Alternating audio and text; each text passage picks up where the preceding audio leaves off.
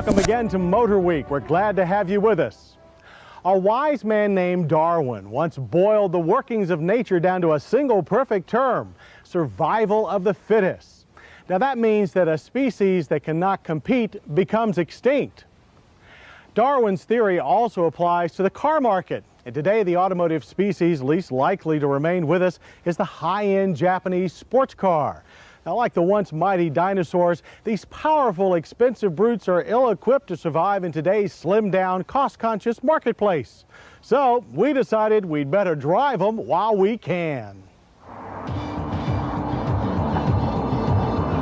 And drive them we did.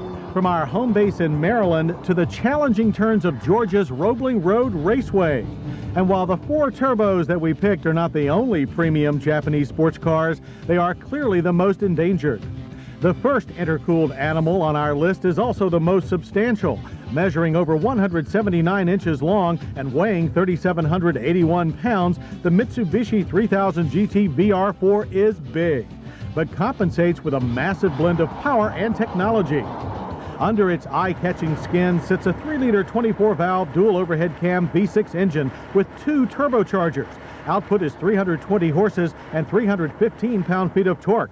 And it all feeds through a drive line that includes a limited slip differential and full-time all-wheel drive. But despite all this heavy lifting, the VR4 still blasted to 60 in 5.7 seconds and romped through the quarter mile in 14.3 seconds at 100 miles per hour. On a racetrack that turns, the VR4's weight shows in pronounced front-end push despite 4-wheel steering. But the all-wheel drive system counters with tremendous balance and grip.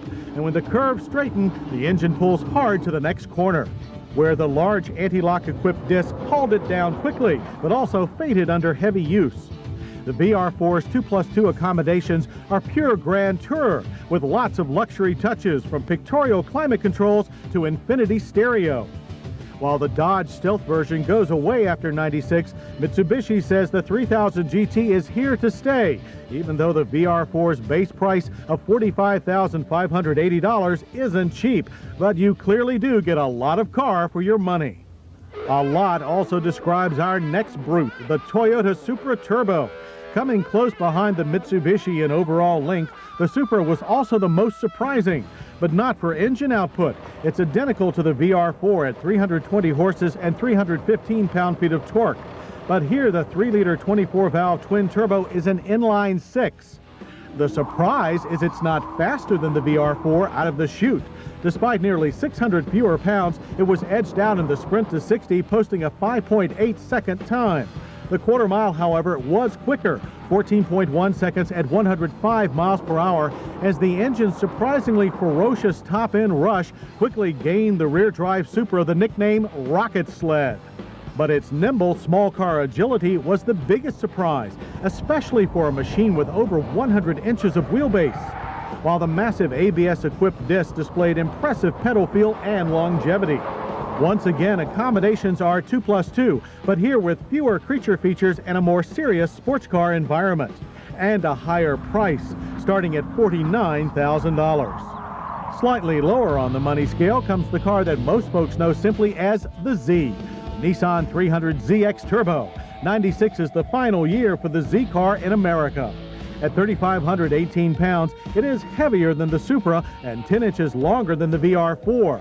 And while it carries the requisite 3-liter twin-turbo V6, it packs only 300 horsepower and 283 pound-feet of torque.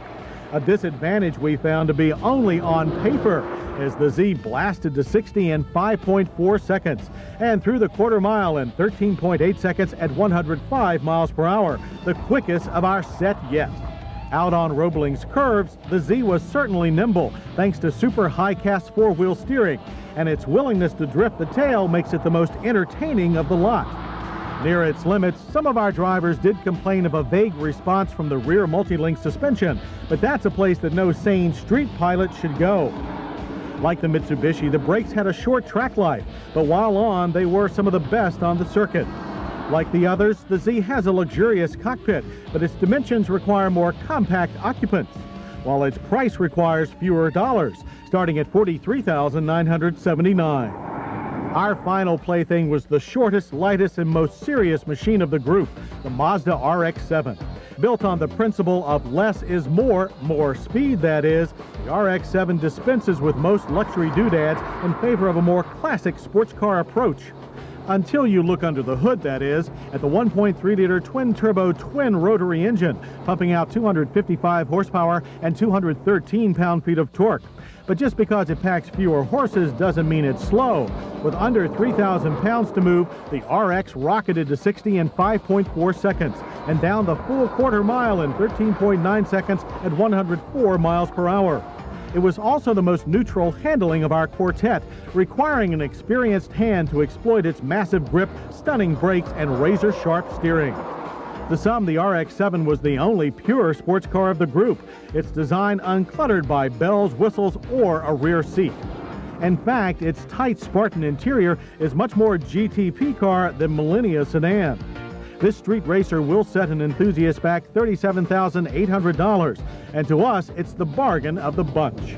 But if you lust for real automotive thrills, you can justify the price of any of our quartet of high-end Japanese turbo sports cars, a breed that is unfortunately being stamped out by insurance companies, exchange rates, and an aging population. Now, we hope our predictions of doom are wrong, but until we're sure, we think it's a great excuse to keep on trying to tame these marvelous machines.